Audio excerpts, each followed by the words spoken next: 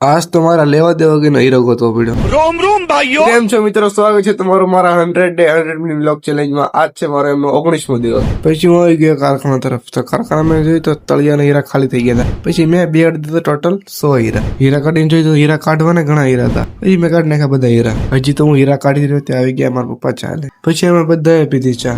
પછી મેં જોયું તો ટેબલે બધું કામ કમ્પ્લીટ થઈ ગયું હતું. પછી મેં લઈ લીધા મારા પેલા 2 લોટ. પછી તો મેં લોટ ખોલીને જોયું તો એમાં ખાલી 9 જ હીરા હતા. પછી મેં અરવિંદભાઈને કીધું કે આમાં 9 હીરા છે. તો અરવિંદભાઈ કે લોટમાં 10 હીરા છે.